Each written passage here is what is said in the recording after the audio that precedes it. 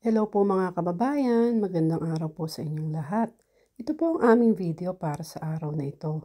Pagkatapos po naming manggaling sa Primark, ay pupunta po kami sa kabilang shop upang ipagpatuloy ang paghahanap ng hoodie na kulay navy blue na gagamitin ni Afam Liit sa pasukan nila sa school. Inabot na nga kami ng ulan sa paglalakad namin, kaya papasok kami dito sa Marks and Spencer. Meron po nito sa Pilipinas, sa Makati. Medyo pricey po ang presyuhan nila dito pero magaganda naman ang kalidad ng kanilang mga damit. Pagpasok namin, nabungaran ko ay mga damit pambabae pero magpo-focus po muna ako sa kailangan ni Afam Liit. Ang gaganda nga ng mga damit nila dito pero maganda rin ang presyo. Kaya pas muna ako. Kailangan pa naming maglakad papunta sa dulo para bumaba dun sa escalator at makapunta sa section ng mga pambata. Ayan, nandito na kami sa mga pambata. At ayun, may nakita akong navy blue na hoodie. Sana may kasya kay Afam Liit.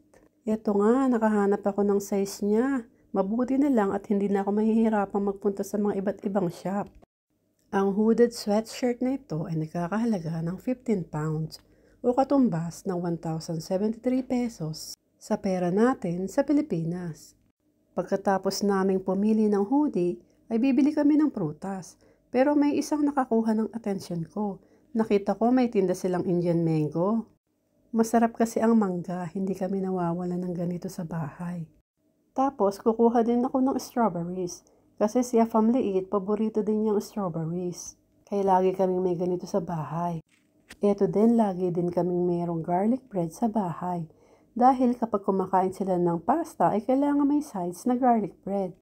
Kukuha din ako ng isang soup. Medyo pricey siya pero minsan lang naman. Kukuha na rin ako ng ready to eat na pasta. Wala na kasi akong time magluto pag uwi namin. Inabot na kasi kami ng gabi sa paghahanap ng hoodie ni Afam Liit. Gusto ni Afam Liit ang white sauce kaya ganito ang binibili ko. 3 for 9 pounds siya. Dati nga last year, 8 pounds lang ang tatlo. Tumaas na siya ng 1 pound this year. Kalimitan sa mga binibili namin ay para kay Afam Liit. Eto nga itinuro niya, gusto daw niya nitong burger bites. Yung nakita ko ay maliliit nga ang mga shapes ng mga ito. Mukhang masarap siya, tingin ko gustong gusto ni Afam Liit. Kukuha na rin ako ng popcorn chicken bites para kay Afam Liit. Ayan, dadagdagan ko na din ng sausage rolls para mabuo ko ang 3 for 9 pounds. Kumuha na din kami ng watermelon o ng pakwan kasi masarap din ang may ganito sa bahay. May tinuro na naman si Afam Liit, may nakita kasi siya na hugis panda. Nang tiningnan ko ay siopaw pala.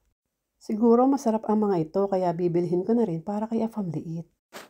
Ayan, isa na lang ang bibilhin ko para makauwi na kami. Ayun na po si Afam Laki, magbabayad na po siya ng pinamili namin.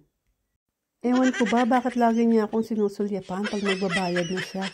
Tapos na si Afam Laki sa pagbabayad kaya ilalagay na namin ang aming napamili sa plastic bag. Ayan, natapos din at makakauwi na kami.